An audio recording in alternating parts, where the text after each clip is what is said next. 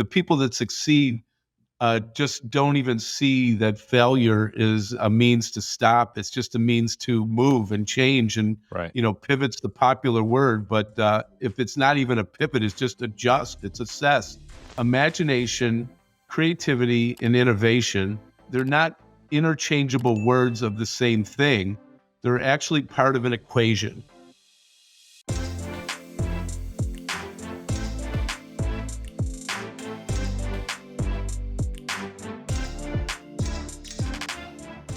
Our guest today has 30 plus years of experience working with artists, creatives, and managers, finding great success working with outliers, freethinkers, misfits, and radicals. He coaches high-value team members, and rather than making the square peg fit in the round hole, he helps them find a successful fit no matter their shape. Welcome to the show, the founder and CEO of Apex Leader Growth, my friend and a returning Mike DiCioccio guest, Anthony Billoni. Mike, thanks so much for having me here. I've been following you and seeing all the great guests you've had on and the work that you're doing. Yeah, man. And it's been 2 crazy years already. When I say crazy, since you've been on, it was August of 2020, if anyone's keeping track. And a lot obviously has changed. We're recording this and I have to rethink what month we're in now, June of 2022. And so a lot has changed. And that's why I wanted to have you back on and kind of continue the success of your company. But also, you have some exciting personal news you were sharing with us. I think around that time is when you just proposed to is it now your wife? I know with COVID, a lot of weddings and stuff got postponed. Did you guys end up tying the knot over this period of time? We did. We did. That does remind me. It was July of 2020, in the midst of COVID, that I sort of built a little facade for my wife to find our way back to the place where we first met. It's a long story for another time, but I proposed to her, she accepted, and then we just kept thinking, when is the best place and time? With all the, and she's in the wedding and beauty business, so we were front line on all of that. And come last year, I finally said, let's just do this and see where it went. And we started with a plan to just include small, closest family. And Right. Once that kind of leaked out to our friends and network, it was no turning back. So we ended up with not giant, but 150 people thereabouts at the Lafayette Hotel in December of 2021. So we're coming up on 6 months. What's your wife's name? Katie Ambrose, and she owns Groom Service. Okay. And she's a hair and makeup professional, not only out of her own shop doing private clients, weddings, but she's also one of the lead people on call in the Western New York film and television industry.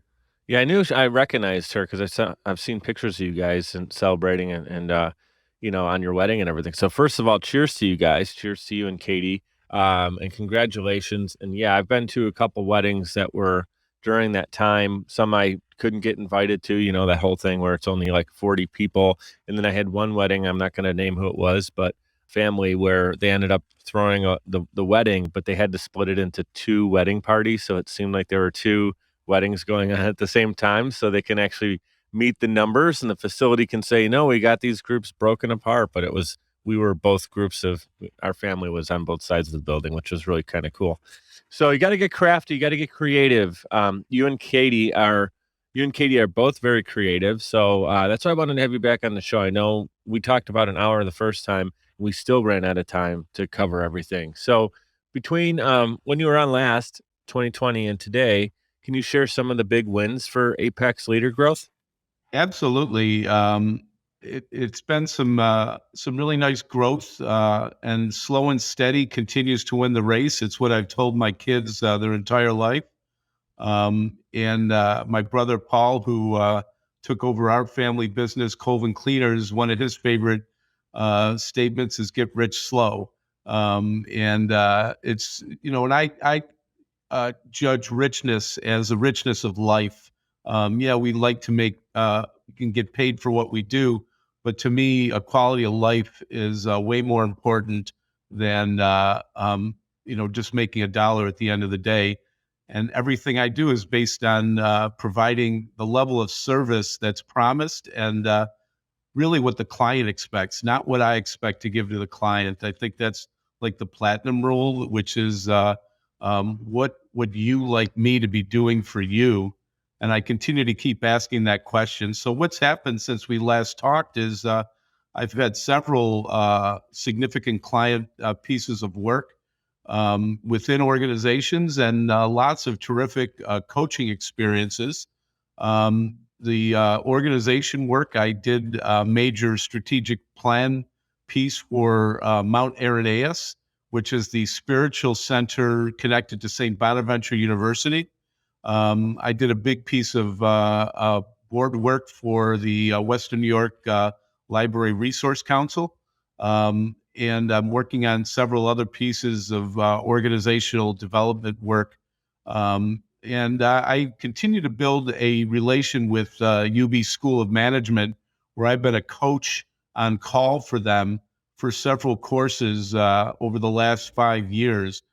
Currently, I'm doing coaching for several women that are part of an innovative piece of work inside the Center for Entrepreneurial Leadership. I've coached students within their EMBA program and within their Center for Leadership and Organizational Excellence Leadership Accelerator.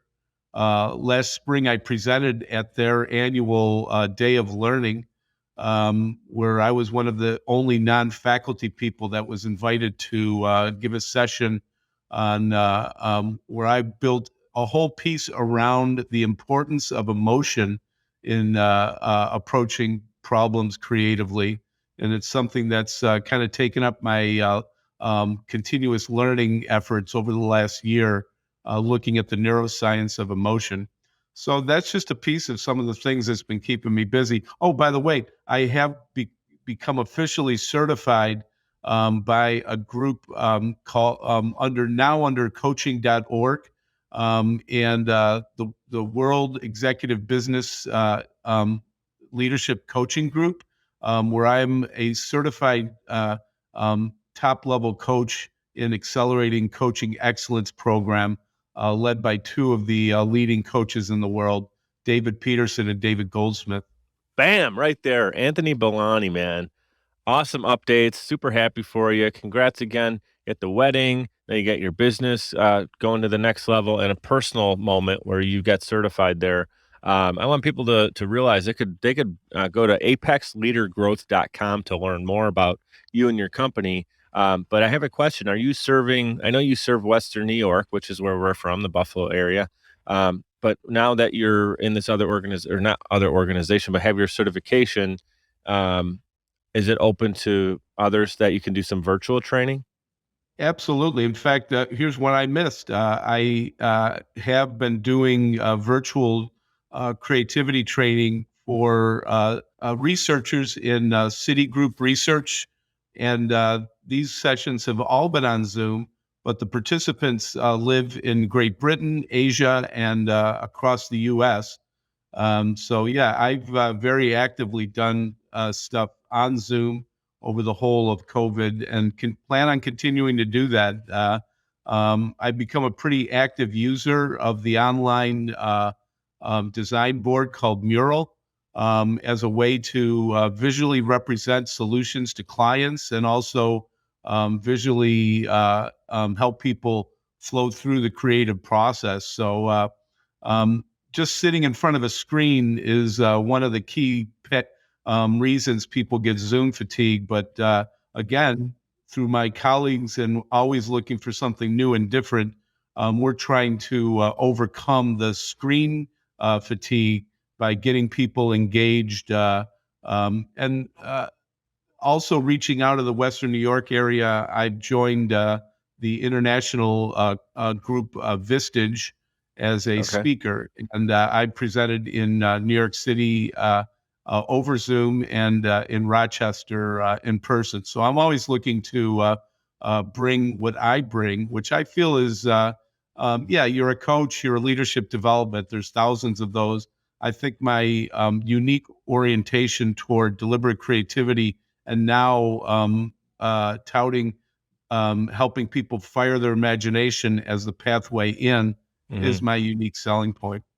That's incredible, man. Congratulations. Vistage is huge. That's one of the biggest organizations in your space. So you're playing with the big boys, you're not talking about getting into that level. That's incredible. I know you're a humble guy. I could see you're fighting it right now. You're like, but hey, let me brag for you. How about we'll do it that way? We'll do it that way. Yep, you have my permission. Anthony, man, you've worked with Tobacco Free Western New York, right at Roswell Park. I know you work with them. UB School Management, I think you just mentioned that again. M&T Bank, which is big out here.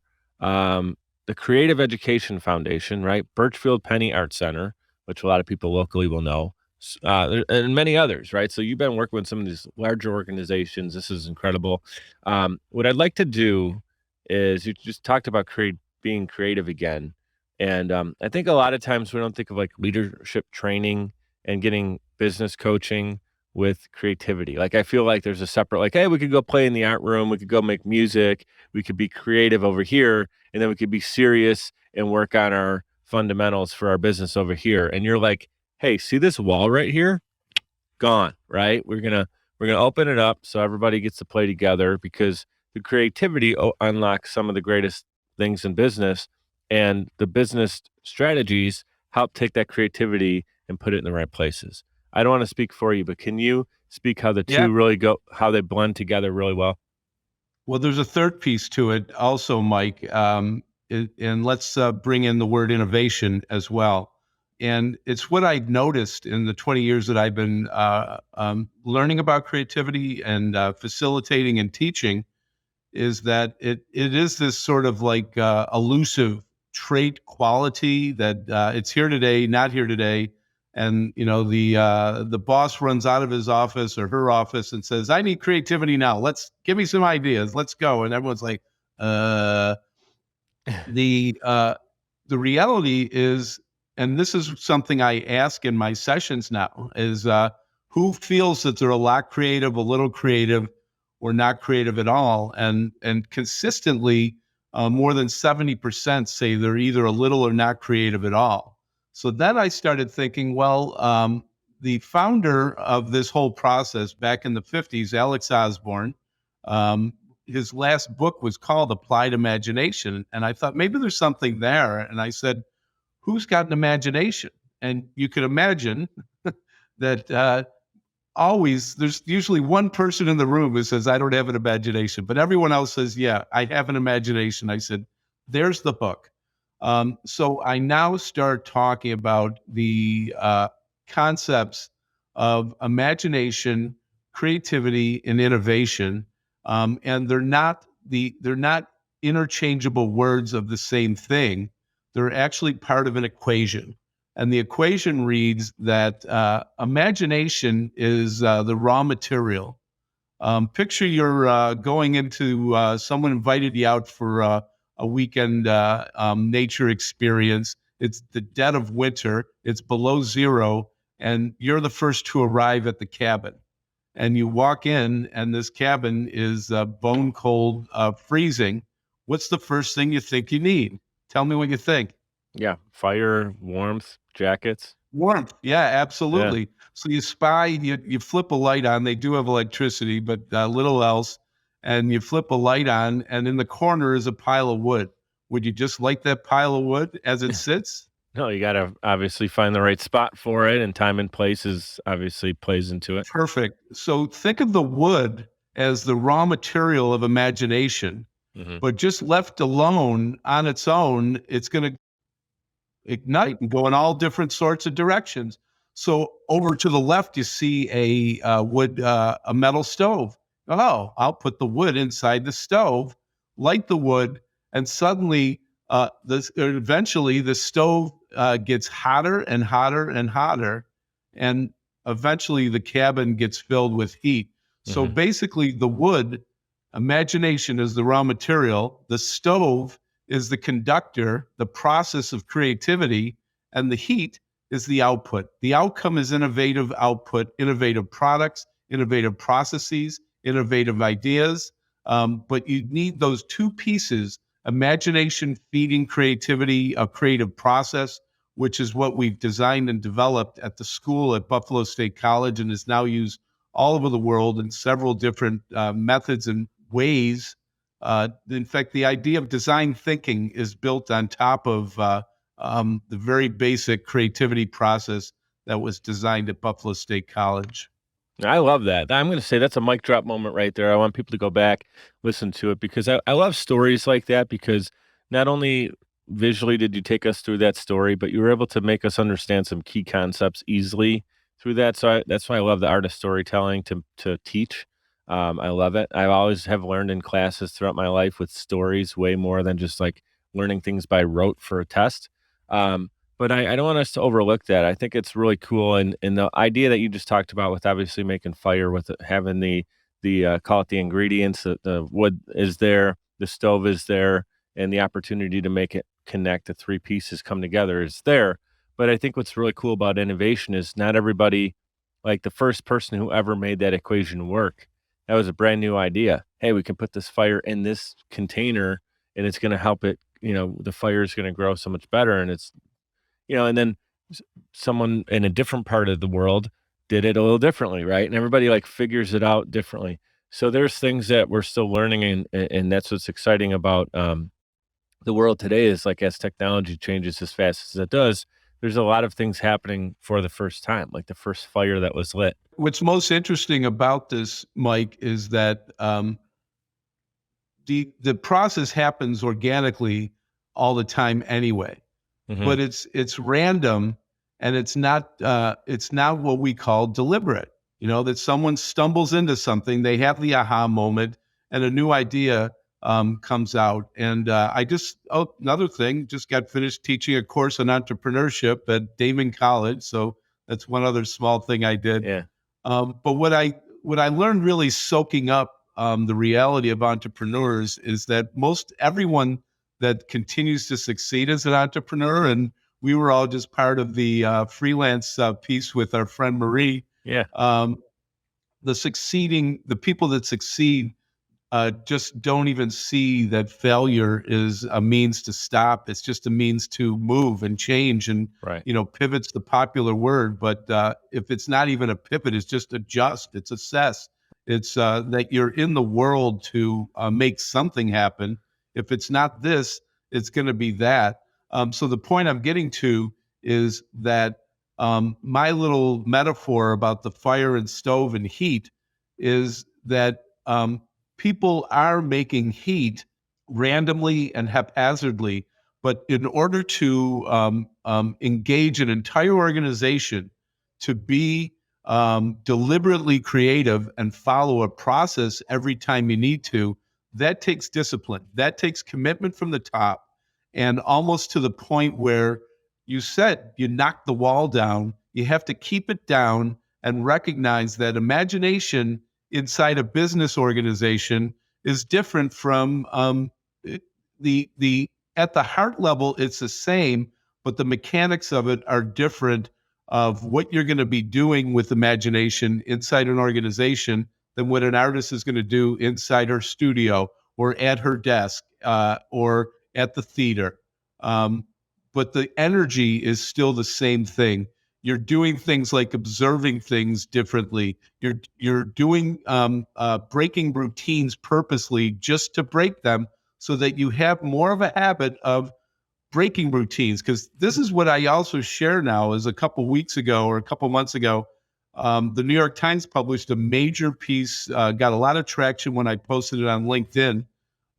In that the article was, we have a problem with creativity, and the problem is that, like, everyone, who wouldn't want creativity? Everyone answers the question that way, but in their minds and in their hearts going, I don't feel comfortable about this. I don't like what's going on. I don't know what to do.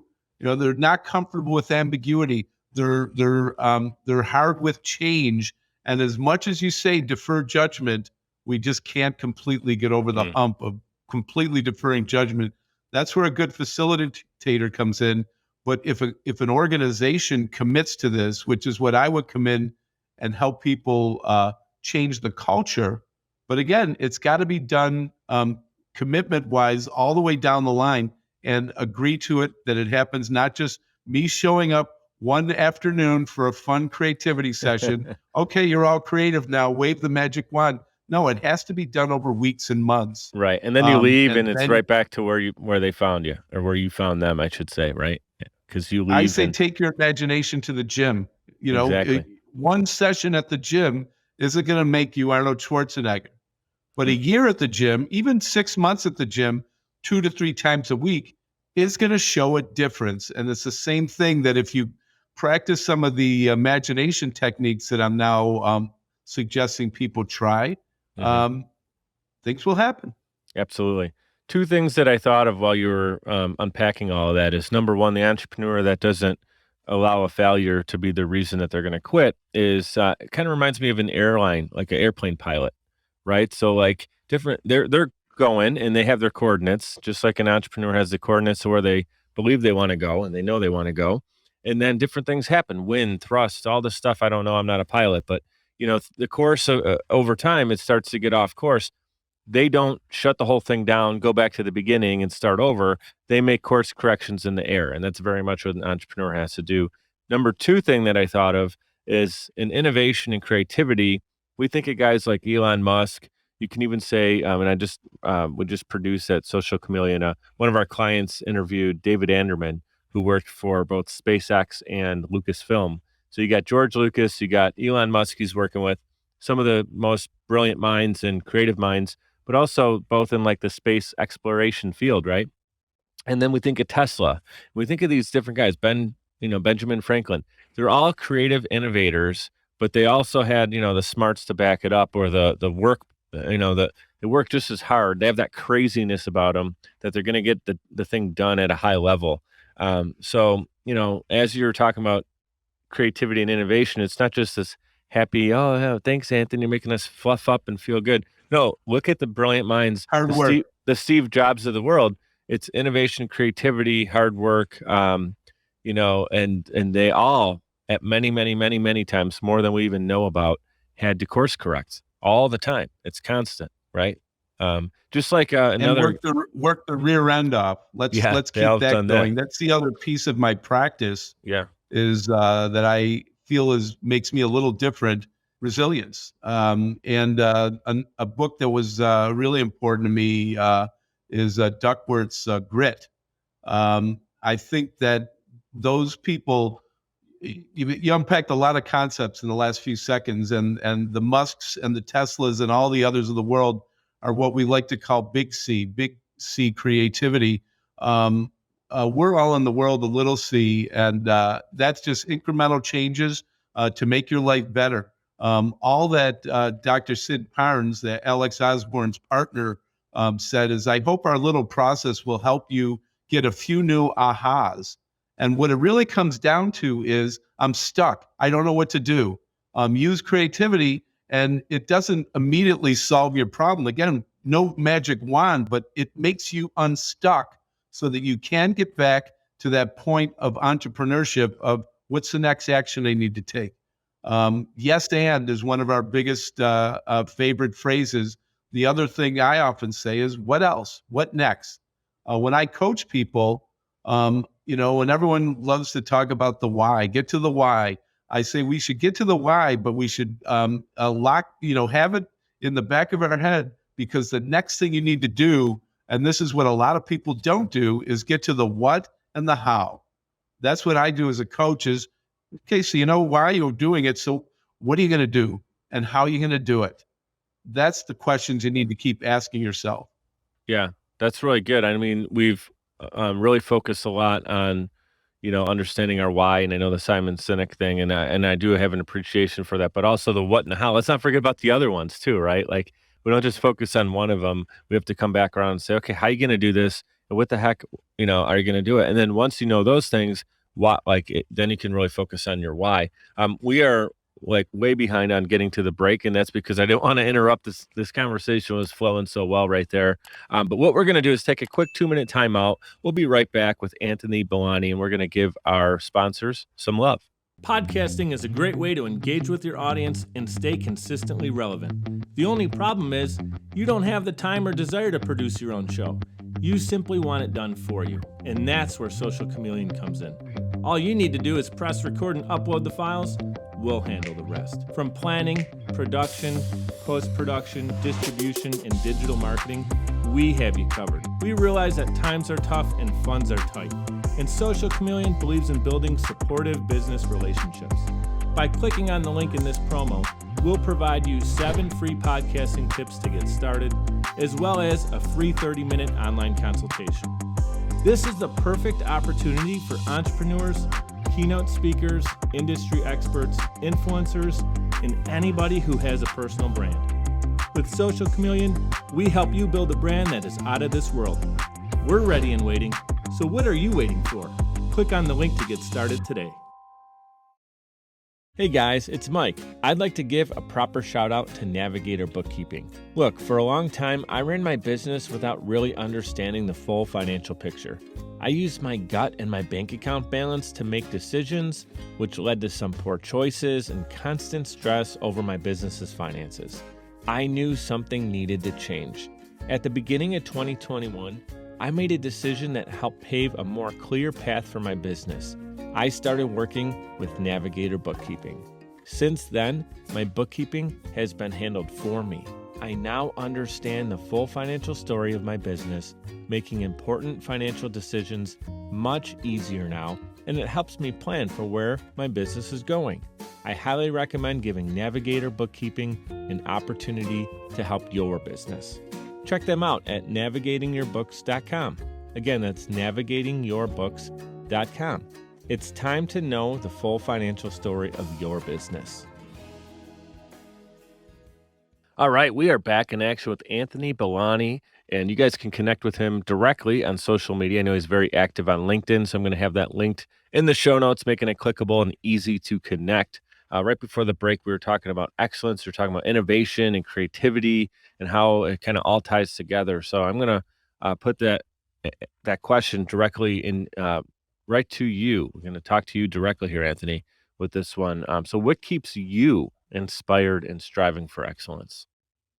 Over the last 20 years, I've made a study of task management. And a lot of people talk about time management. I think that's a fallacy.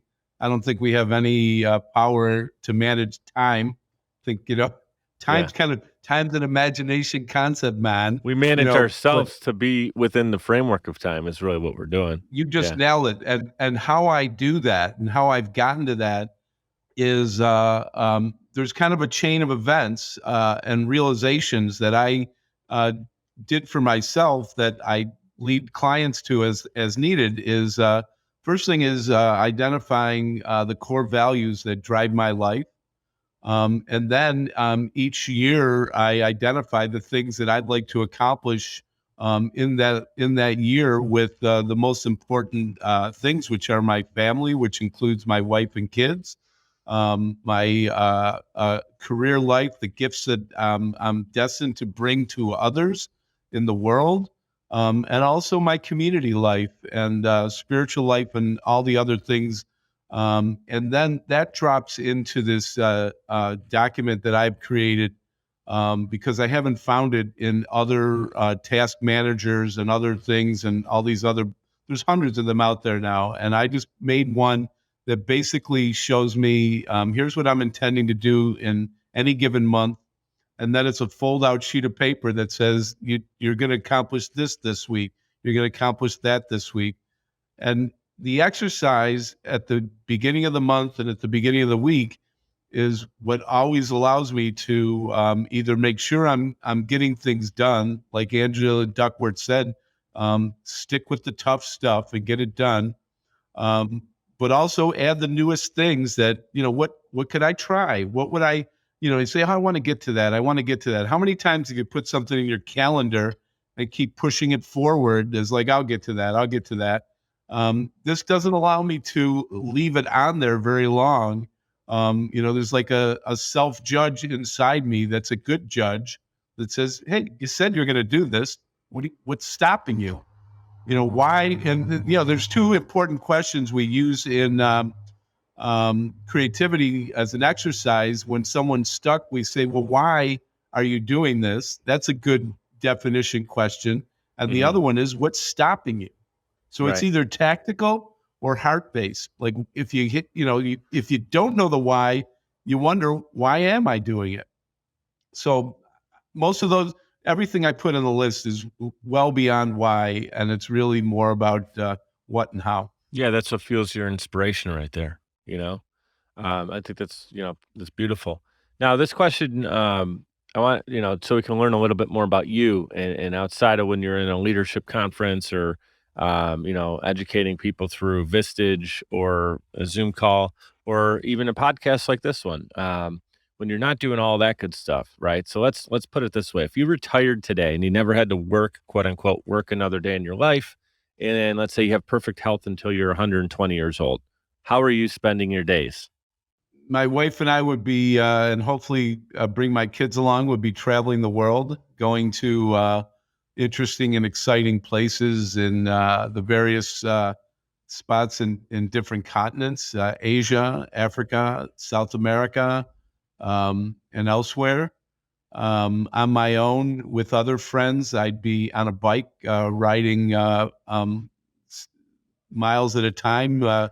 Just around Memorial Day, we all went down to Lexington, Kentucky for a friend of ours, and rode like 150 miles over a couple days. And I then went and visited family in Lancaster, PA, and brought my bike and rode another 40 miles. So I'm always looking for an opportunity to get on my bike. Will be so cycling, traveling, but I would continue to um, make myself available to help others. I grew up with that as a very strong value in my family. My mom and dad were very connected to their faith and their church and their community. My dad was a lifelong member of the Knights of Columbus, was always a strong volunteer.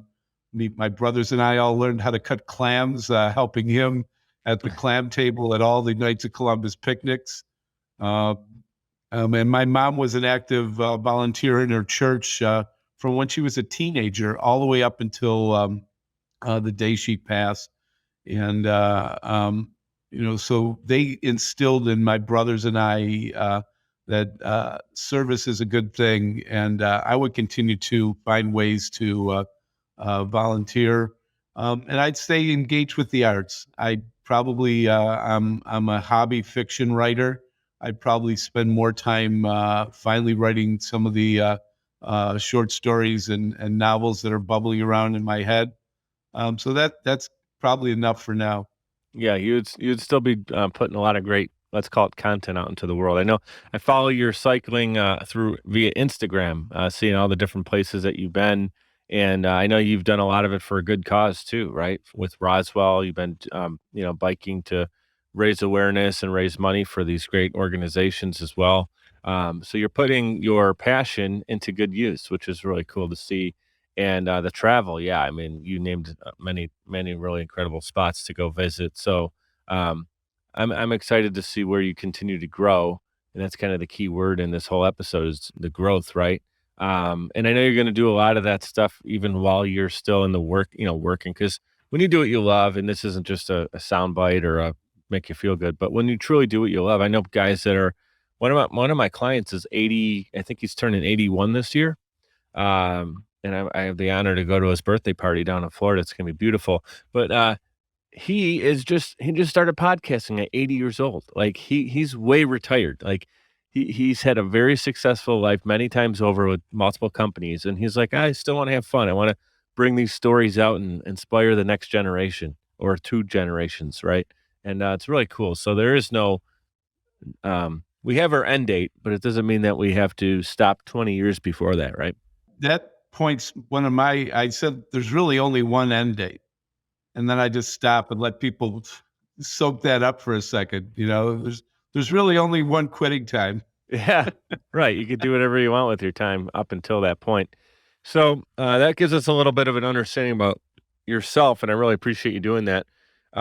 We have like 1 or 2 more minutes. So if you can put a kind of a bow on the conversation and talk to the entrepreneurs out there, the audience is made up of men and women. It's actually pretty split from the numbers I keep seeing coming in. It's like that 25 to 45-year-old target. Not saying everybody is in that bracket, but we got a kind of the younger entrepreneurial audience.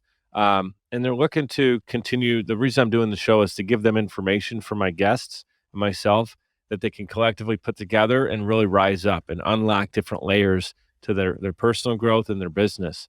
So with knowing that, is there some, you want to do one more mic drop moment here and just inspire that audience? Maybe they're at a place where they feel stuck right now and they're trying to get to that next level. What would you like to tell them? Sure. Well, let's see if this fits. It's another like the fireplace story about imagination. I use this in the entrepreneur class, and I had the entire class look at a the I Spy pages, that book that the kids love, and you got to find things in this like page the old full of highlight. stuff. I used to do that at the dentist's office, so like the highlights magazines or whatever it was. Yeah.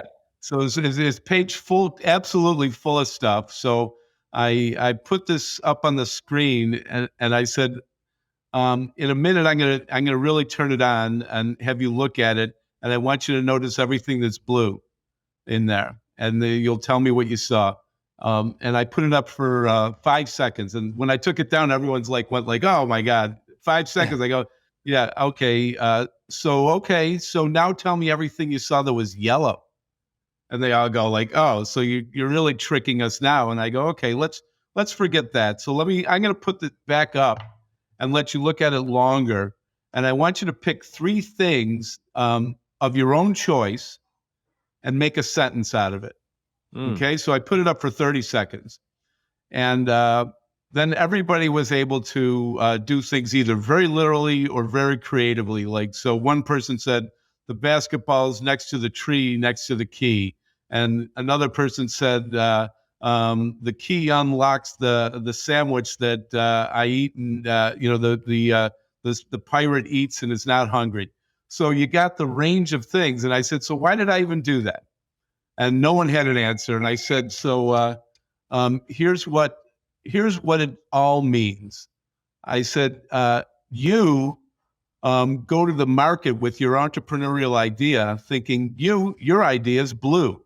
Mm-hmm. But the market tells you they want yellow. Mm-hmm. And what do you do about it? Do you just "Oh, that sucks. That's no good. That's not fair." You find a way to make it yellow. So then you look at the entire landscape, the whole picture, and say, "What can I make out of this?" And some could make something very literal. Some could make something very creative. And then you see if that fits. You know what else I got from that too, Anthony, is the fact that everybody wants like instantaneous early success. So when you gave them 5 seconds to do something, they almost couldn't do anything. And when you gave them 30 seconds, which is not that much more time. Now, if you do it in like perspective, it's a lot more time. It's 6 multiples. But 6 times more. If you're like, so that seems like a lot. But if you're like, 5 seconds to 30 seconds, it's not that much of a difference. So what I think I learned from that too is the fact that you can get so much done in 30 seconds. You just have to have the patience and know what it is. And I think the third part of that that's unique to what you were pulling out of it is that, like if you told someone I'm giving you 30 seconds, their brain starts solving right away and they know that what they can get done. But if you said, I'm just going to leave it up and I'm not going to tell you when I'm going to take it down, they may only pull 3 things out. But if you say you got 30 seconds, they're going to try to pull as many things out as they can. So our brains really do work differently with the information we're given. It's incredible. I agree. And how does that work? Ask questions. Get in the mode of always asking questions. What I've told my kids from the young day when they can understand me is be a detective. Be a detective. When you're searching for something, when you're looking for information, when you're trying to solve a problem. One of the first things we do in creativity after we begin to identify what we think the problem might be is we add data to it. What do we know, think, or feel about it? Yeah, that's so good. This is one of my favorite interviews. Again, I knew you're going to come on and deliver. I love talking about creativity, but also the business side of it. And you always connect those really well together. So I got a lot of value out of this. I know we both have to fly here, so I'm going to say this. Be great and be grateful. I know you do both of those things really well. And you were a tremendous guest again on Mike Up. Thank you so much for your time today. Always great to talk to you, Mike. You have beautiful energy. I'd like to give a huge shout out to everyone for tuning in, especially those who listen all the way to the end to hear this message. Seriously, I appreciate you, and my guests do as well. Giving a quick reminder to subscribe to this show. It's completely free and will allow you to receive notifications when new episodes are released. If you'd like to provide a tip as a gift, you can do so via patreon.com/mikedup. It's spelled MIKED up. Patreon.com/mikedup. You can give as little as $1 per month or as much as you'd like. Every dollar is greatly appreciated and completely unexpected. Appreciate your reviews and your messages coming in on social as well. Keep them coming. Your feedback is valuable and absolutely means the world to me. You can check out more episodes and content at mikeduppodcast.com. We're powered by Social Chameleon. You can also follow me on Instagram. That's where I'm the most active, and it's at Mike DiCioccio, MikeDiCioccio. Thank you so much for your continued support. You guys know what to do. Be great and be grateful.